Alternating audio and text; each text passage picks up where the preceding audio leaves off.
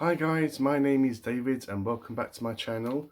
Today I am going to be talking about the worst books that I read in 2023. I was supposed to be doing this video sooner, but it kept on getting pushed back. I kept on getting like new ideas and videos that I had to make for book talks and all that stuff. And this video just kept on getting pushed back and pushed back. So I thought, okay, today I'll just record it and do it. I think I might have recorded this one once before, but I had to delete it. Uh, I'm not sure why, but I think I did actually talk about this list once before. So this is probably take two. I have got a video where I talk about my best reads of 2023, which came out about a month ago, and I'll have that link down below in case you're interested or if anyone out there even cares. But it'll be down below in the description in case that you want to watch it. But like that video, this one is going to be my own thoughts and feelings regarding all these books. Because I had a negative impression on these books doesn't necessarily mean that you shouldn't enjoy them. If you enjoy these books, that is great. But I just had not great experiences with these books for some reason. But if any of these books are your favourites, please don't take offence. It's just my own thoughts. So, like my best books I read, my worst list, I have written it all in order. This is 9 books in total. I went on to Goodreads and I looked at all the books I read last year, and it came out to 9 books, and these are going to be all in order. So so number 9 is going to be the book that I felt was okay, and then number 1 is my worst book of 2023. So number 9 is Neverwhere by Neil Gaiman. I have got kind of a love-hate relationship with Neil, as he one of the few authors that I've come across that I have no idea if I'm a fan of his stuff, if I like his stuff. He seems to be an extremely mixed bag of a author for me personally, as deep down I really want to like his work and enjoy his storytelling and his imagination. But sometimes I come across stuff that doesn't really click and gel with me for some reason or another. Maybe it's the way that he describes stuff, maybe it's his characters. I'm not entirely sure what it even is. But Neverwhere, I got a illustrated edition of this book, and this is one that's really well known amongst Neil Gaiman fans. This and American Gods and Sandman as well. So I was extremely excited to read Neverwhere, and I mean it had beautiful pictures and illustrations in it. It was a proper full length novel, and I was excited about it. About a boy that goes and finds this mysterious version of London underneath the main city of London. But the reason why this is at number 9 is because I feel that I can actually reread this at some point. But there was really nothing there that really excited me or connected me to any of the characters. I mean, it was a fine book. I've still got it in my collection. But like Stardust by Neil, it left me with the same lackluster impression and aftertaste. Kind of like the what's the name of that book by Neil? Ocean at the End of the Lane. I had the same impression with that. I just thought it was okay, nothing special. But I will probably reread Neverwhere at one point, probably next year. And if I had the same impression with it, I'm probably just going to give it away. But I have read Coraline recently by Neil, which I thought was okay. And I've also purchased the other day. Fortunately, the milk, or whatever it's called. So I'm still giving Neil plenty of shots. But at one point, there's going to be like a moment where I'm just going to have to decide whether I like his stuff or I don't. So number 8 is I'm Dreaming of a Shite Christmas by R.J. Clarke. Now, I bought this one on eBay for Christmas of 2022, and it didn't arrive on time. It came after Christmas, so I was thinking, well, it's pointless because I bought it because I like the title. I purely got it because of the title. I just wanted to read it on the public transport to get people's reactions and weird impressions with it when they saw what book I'm reading. I thought it was kind of funny, but I didn't know what the book was about. So when it arrived after Christmas of 2022, I was thinking, well, I can't read it now. I've got to save it for next Christmas. So that's what I did. I waited a whole year for Christmas of 2023, last year obviously, to read this book. And what it ultimately was, it was a kind of a coffee table type of book, which was a like an A to Z book about like Christmas stuff and Christmas traditions and all that stuff.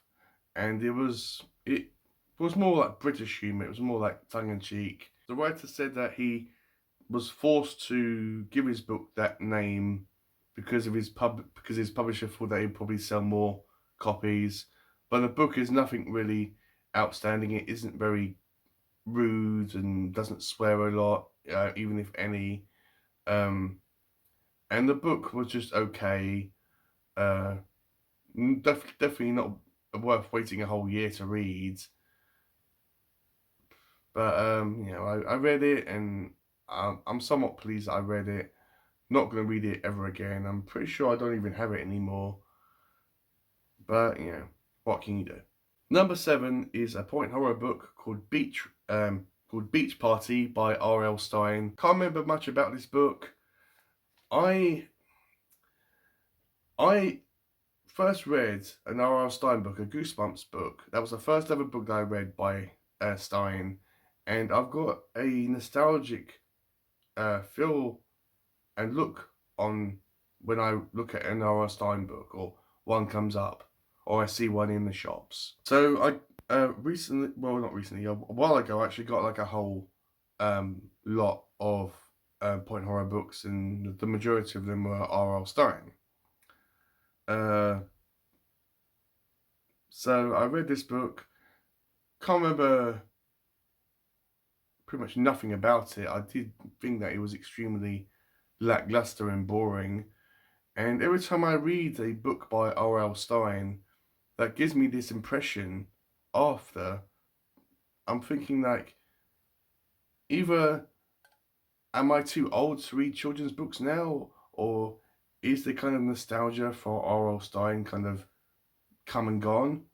But yeah, I just didn't think very much of Beach Party by R.L. Stine. Number 6 was a book that I got from one of my Abominable Book Club boxes, which is horror and thriller based. And that one is called Sister, Maiden, Monster by Lucy A. Snyder. As far as I can remember of this book, it was a book kind of like like this virus happened and everyone was turning into creatures and monsters. And there was a virus in there somewhere, and it had the viewpoints of at least 2, maybe 3 different women.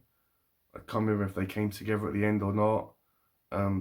There was kind of a like a feminine twist to it, not extremely obvious, but there was a definite feminine twist to it, which was like, women are better than men, which I see that stuff all the time in movies. I don't want to read about it as well. But yeah, this book was very disappointing based on the cover. I thought it was going to be really good, but it was just fine. It was fine. It's nothing really memorable. I mean, if I get anything by this author ever again. I might give it a go, but I'm not going to expect like a lot.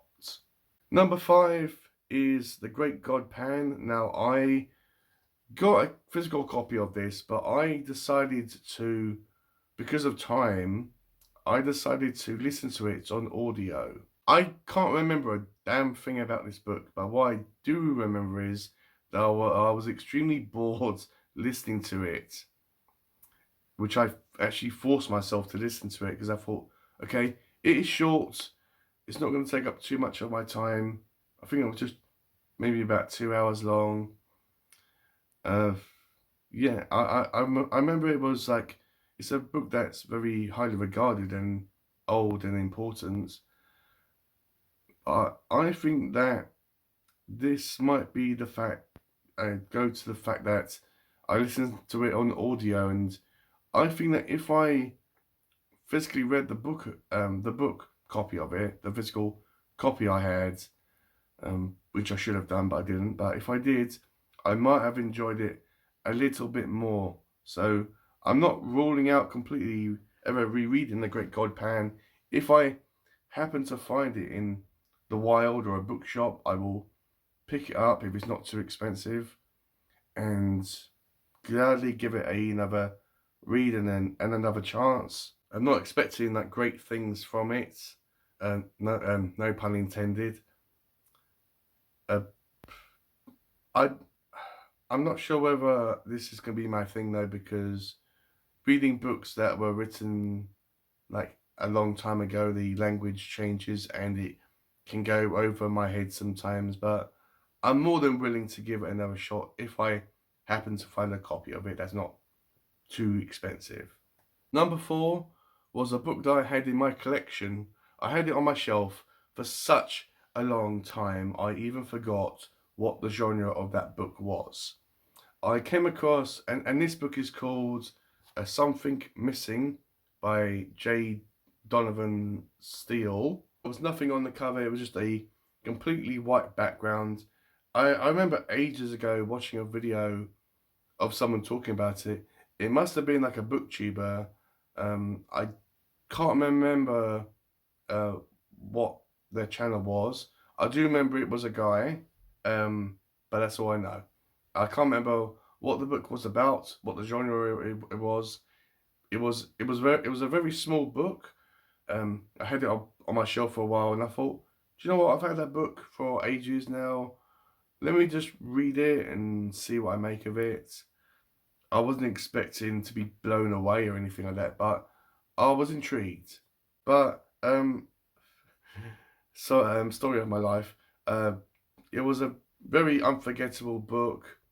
It was a very, very weird book. I think it was one of the books that was trying to be dark and edgy, but failed to follow that through. So, I mean, like some of these books, I'm pleased that I read it, but it was nothing special. So number 3 is Camp Damascus by Chuck Tingle. Now, I got this in one of my Abominable Book Club boxes, and I read this with my friend Kathy as a kind of a buddy read, as she gets these boxes too. This was pitched to me, or I read the synopsis, and it sounded like a horror book, or obviously set in a summer camp setting. And I thought, great, a summer camp horror book. I mean, you know, around the campfire in wood cabins, in log cabins, tents and ghost stories and all that stuff. And I thought, great, that sounds like a great setting for a horror book, as the first ever R.L. Stein book that I read was set in that environment. And what I ended up getting was a book that happened to focus on the aftermath of the main character going to the summer camp, whose main objective was to cure people of being gay by doing all these questionable experiments and tests on them. it was kind of disappointing as I was kind of reading about something that happened after the main character went to the camp. Yes, the camp was referenced and talked about, but everything that happened in the book was stuff that happened after the summer camp. And I'm like, why? I mean, I would like it if the author just wrote about the time at the summer camp and then maybe at the end writing about the aftermath of that whole experience. That would have been, I mean, that's what I was hoping and expecting to read. This book was extremely disappointing. It was a struggle to get through, and it was a massive disappointment. If I ever get anything by Chuck ever again, obviously in these boxes, because I'm not going to go out and actively search for any of these books. But if I happen to get one that's in one of my subscription boxes, then yeah, sure, I will give him another chance. But I'm gonna go into it with caution. I'm not gonna expect great things, but I'm more than willing to give the author another chance. But Camp Damascus was a complete waste of my time. If I wasn't doing it as a buddy read, I would have DNF'd it. I only finished it because of my buddy read, which, just in case you're wondering, Kathy liked it slightly more than I did, but she wasn't too thrilled about the ending. Number 2 is The Salt Grows Heavy by Cassandra Khor. Now, Cassandra Khor is a enigma to me. She is a mystery to me, as her books are very short. She's more well known to be writing the novella type novels rather than full-blown length novels. But her covers of her books look extremely scary and awesome, and that kind of pulls me into reading a book. Like I read the Nothing But Blackened Teeth, which a Japanese horror. I mean, hell, I'm up for that. But the characters were extremely lackluster. The monster was probably the only saving grace, but it wasn't really in there that much. It was kind of a disappointment of a horror book. And when I read this book, or when I got this book, because I got it in my Abominable Book Club box, it was about a mermaid, and she had a friend who was a plague doctor, and it was a very, very weird book. They went on a somewhat mission. There was a plot line about a prince that or a king that rescued a mermaid and pulled out all of her teeth and maybe her tongue and murdered a bunch of their relatives, and somewhat a form of control. Yeah, it wasn't very good. I've still got both of these books in my room because they're so short. I'm more than willing to give them a reread because they are so short. But I think that if I get another book by Cassandra Khor, because I'm not going to buy any books from her, but if I happen to get another one from my Abominable Book Club's subscription box, I'm more than willing to give her another chance. But if the next book that I read by her gives me the same impression, then I'm just going to say, look, you're not for me, and I'm just going to not bother with Cassandra Khor ever again. So one more shot, but yeah, The Salt Grows Heavy was very strange, which I'm all up for reading strange books, but yeah, her books should be longer. If her books were longer, then that probably would have fixed a lot of things, but it wasn't that great in my opinion. And my number 1 worst book of 2023, the book that I absolutely hated the most, the book that I was completely bored with the whole time that I was reading it, pretty much, The book that I even questioned its whole premise, the whole way I was the whole time I was reading it. The book that I felt I was missold on was Christmas and Other Horrors. This was a kind of my main book for Christmas time. During December, this was my main read, and I was doing it as a buddy read with my friend Kathy. This is a horror anthology based around Christmas time. Horror stories based around Christmas. And I thought, great, that sounds like a great concept for a horror book, especially during Christmas time. And it had a bunch of like main hitters and big hitters in the horror genre.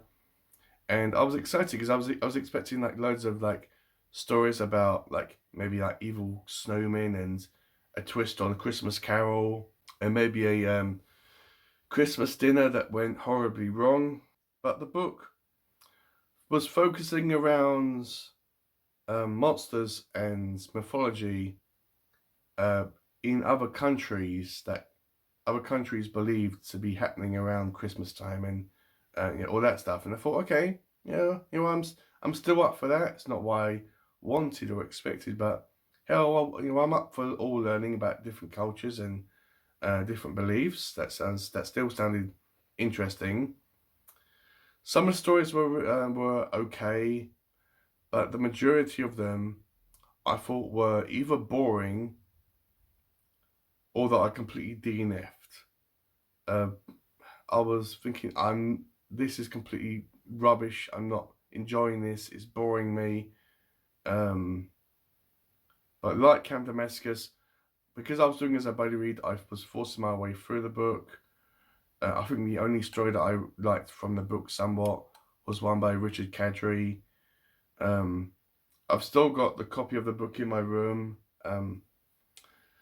I'm still not sure whether I'm going to get rid of it or not. I'm probably going to wait for Christmas time to come around again to see what I'm going to be doing with it.